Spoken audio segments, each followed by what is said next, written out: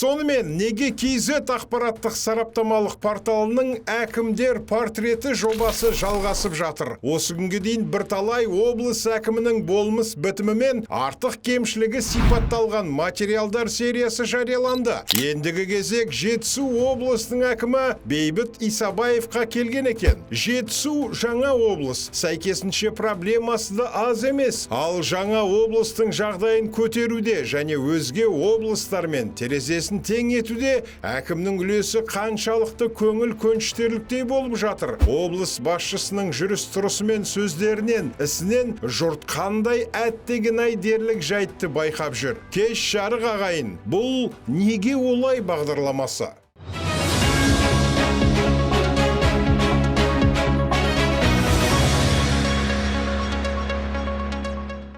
Мақалаға әкімдер портреті Исабаев көш соңындағы көшбасшы деп ат қойып айдар тағыпты. Көш соңында жүргенін біз мынадай деректерге қарап ұғындық. Үлкен адамдардың портреті де үлкен, істеген ісіне қарай ауқымды болады. Ал кішкентай адамдардың портреті сәйкесінше пәстеу, түр сипатына сай кішілеу келмек. Неге Жетісу облысы мен Жетісу облысының әкімі Бейбіт Исабаев туралы көп жазды? Арнайлап іздеп жазайық демедік. Жетісудың жетістігі мәз емес екен көз көріп жүр. Әкімі де әр нәрсеге сұранып тұрады әрдайым. Сол себепті де жиі жазып жүрміз. Біз тәуелсіз Қазақстанның тарихын қаңтар оқиғасына дейін және қаңтар оқиғасынан кейін деп екіге бөліп қарастырамыз. Бұл бекер емес. 2022 жылдың қаңтарындағы қым-қуыт оқиғалар тарихтың арнасын өзгерткені анық. Жетісу облысы 2022 жылдың 8 маусымында құрылды. Әкімшілік орталығы қаңтар оқиғасы кезінде қатты зардап шеккен Талдықорған қаласы болып бекітілді. Әкімдік ғимараты бүлік кезінде қирап, өртеніп кеткен білеміз. Осы ғимаратты қайта жасауға байланысты облыс басшылығына қойылар сұрақ көп, бірақ бұл басқа тақырыптың жүгі.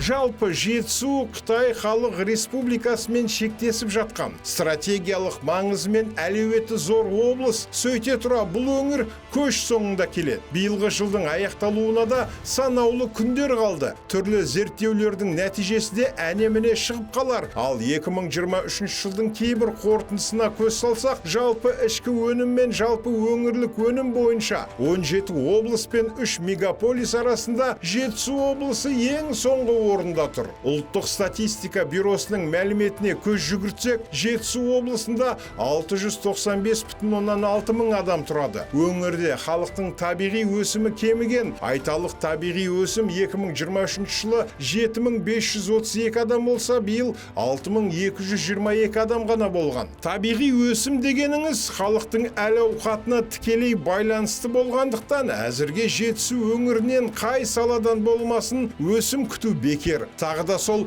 құрғақ статистикаға қарасақ, 2024 жылдың 3-ші тоқсаны бойынша өңірде 15.070 жұмыссыз бар екен. Ұлттық статистика бюросы биылғы жылдың қаңтар-маусым айларындағы жалпы өңірлік өнімнің өткен жылдың осы кезеңімен салыстырғанда 6,2%-ға өскенін көрсетіпті. Бірақ бұған облыс басшылығы қуанбай-ақ қойса да болады. Өйткені өсімнің бәрін инфляция жұтып қойып жатыр. Тағы да сол статистикаға ден қойсақ, кедейлік деңгейі бойынша Жетісу облысы 2-ші орында тұр екен. Бейбіт Исабаев үшін бұл үлкен минус. Бір бүйірін алып Қытай Халық Республикасы жылытып жатқан Жетісу облысының экономикалық әлеуеті зор екен жоғарыда сөз еттік қой. Енді жемқорлық жойылып, өңірге іскер басшы келсе екен деп тілеуден басқа амал жоқ. Жыл соңында түрлі рейтингтер шығып жатады. Оған етімізде көзімізде үйренді. Биылда талай рейтингті көретініміз анық, бірақ осы рейтингтердің көпшілігі күмәнді. Өзіңіз ойлап қараңыз, халқының тұрмыс тіршілігі төмен, кедейшіліктің ар жақ бер жағында өмір сүріп жатқан өңірдің басшысы әлде бір рейтингте алғашқы орындарда жүрсе, бұған не дейсіз? Біздің бүгінгі кейіпкеріміз Жетісу облысының әкімі Бейбіт Исабаев та әлде бір рейтингтерде көбіне көп алғашқы жетілікте жүреді. Әкімнің өзі рейтингтерді жасайтын мен емес қой деп ақталуы мүмкін, бірақ ондай рейтингтерді кімдердің жасайтыны және қалай жасайтыны ешкімге құпия емес. Қазақта орта қол дейтін ұғым бар.